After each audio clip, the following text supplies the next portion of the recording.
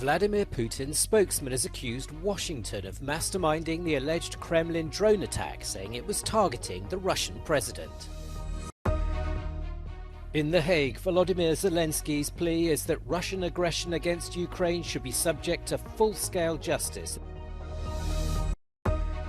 Viktor Orban takes aim at what he calls progressive liberals as Hungary hosts an American-style right-wing conference.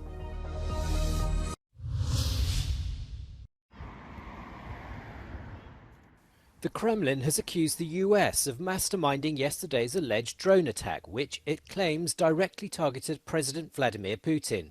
Ukraine's denied any involvement, and Washington has suggested it may have been staged to justify a military escalation of its invasion.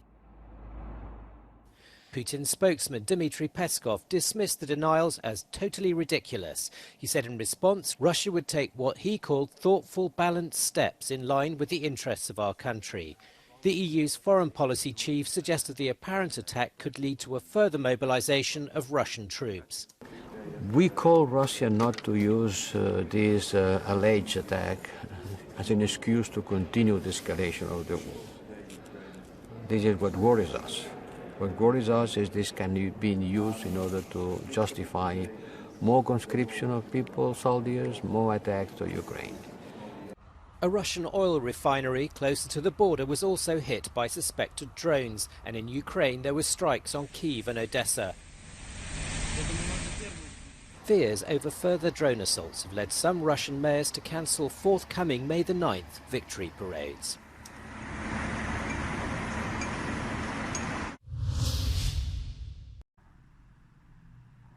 Spotted high in the sky above Kiev, a drone. The sound of air defence guns, screams from bystanders, then cheers as the automated bomber was shot down.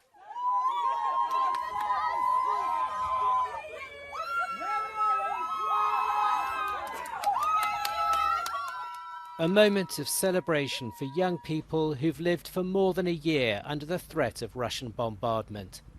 Falling debris caused a fire in the Solomensky district. For the residents of Ukraine's capital, mobile phone memories of one small victory, but a victory that was to be short-lived. Ukrainian authorities later confirmed the drone was one of their own, shot down because it was malfunctioning and a threat to the city. On an unscheduled visit to The Hague's International Criminal Court, Volodymyr Zelensky made an unequivocal plea to the international community to ensure a tribunal tries the crime of Russian aggression. It's the strength of freedom and of law which must work to the full of ensure justice, not hybrid promises instead of human rights.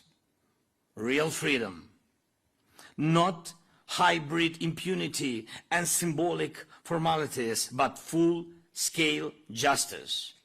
And in the meantime, clarification of NATO's role. But anyway, we're realistic. We know that we will not be in NATO during the war. But during the war, we want to get very clear message that we will be in NATO after the war. Russia cannot win this war, and it must be held accountable for all the crimes of aggression and the injustice it is inflicting on the people of Ukraine day after day in this horrific war. The presidential convoy left the court, its message safely delivered that Ukraine must see justice and freedom in the future.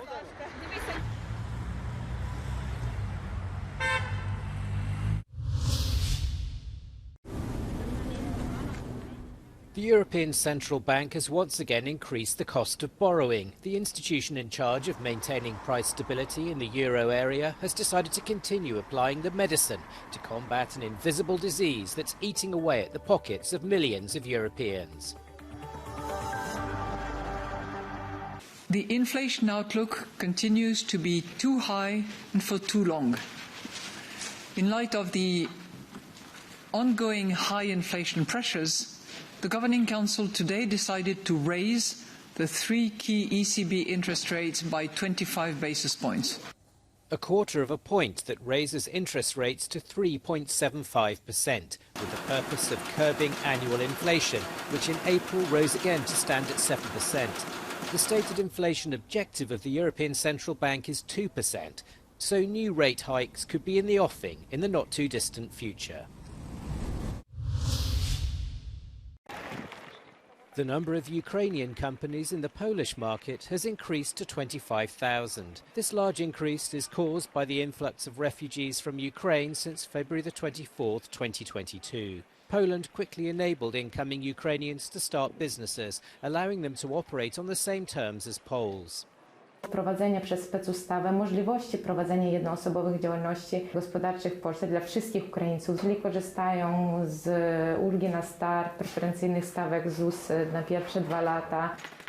One example is Czarnomorka, a Ukrainian seafood restaurant that opened in Poland in December 2022.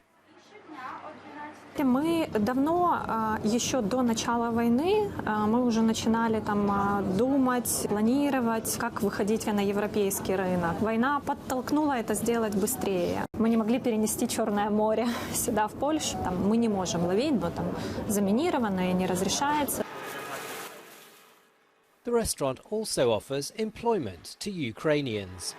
У нас не официанты, а раннеры. Такую должность, как раннера, это заняли люди, которые бежали с Украины, которые не знают языка.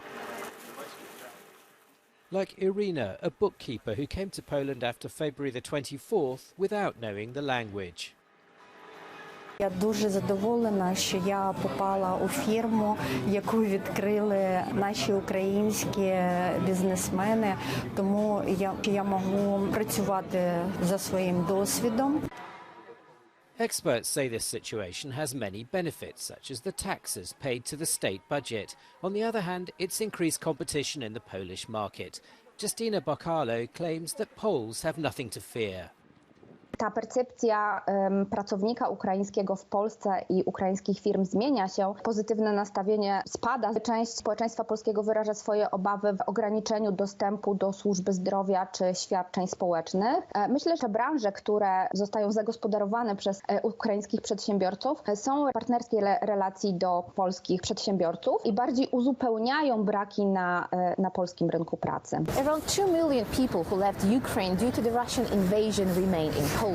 This is a significant challenge for the markets, whether in terms of housing or the labor market. And Poland is still adapting to the new situation. Magdalena Hodownik for Euronews from Warsaw.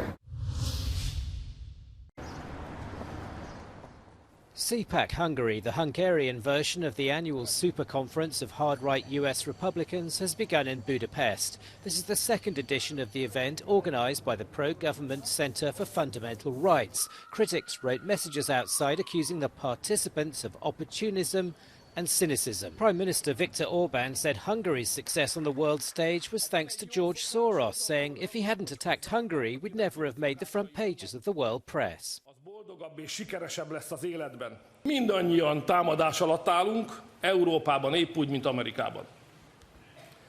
Azt is jelentenem kell önöknek, hogy a támadás nem gazdasági természetű. Egy biológiai fegyverrel van dolgunk.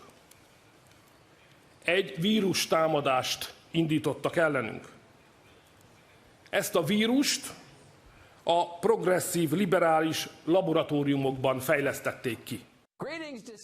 Tucker Carlson, former Fox News anchor who was fired on April the 24th, said in a video message that he wished he could be in Budapest. If I get fired and I have time, I'll be there with you, he said. So it's clear that his message was recorded before he left the TV channel. Some time and can leave, I will be there with you.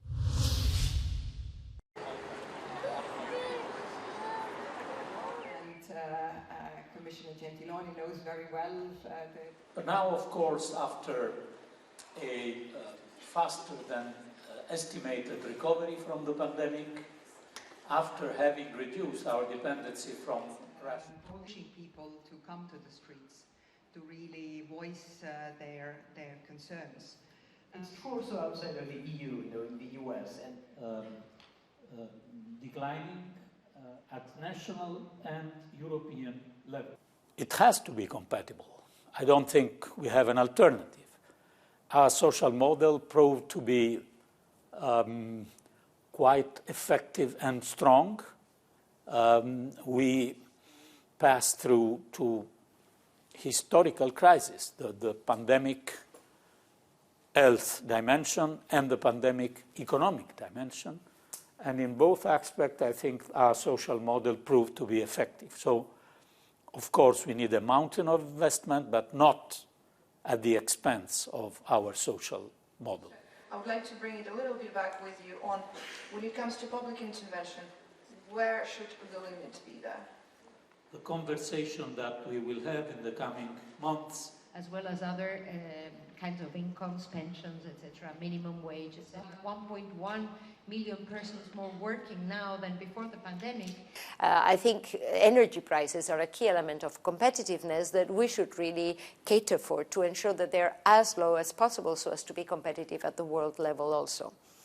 Regarding the digitalization process, which is really unstoppable, we need to ensure that we have a legal framework in place which provides for the European approach to digitalization, protecting our European values and rights. I don't think that this is the best way. I think this is the best way, really, to ensure that digitalization is acceptable to our societies and that it is sustainable in the mid to long run. Is that this is no longer sufficient. I think about cash, it works as a payment method of last resort. I'm looking for a colleague.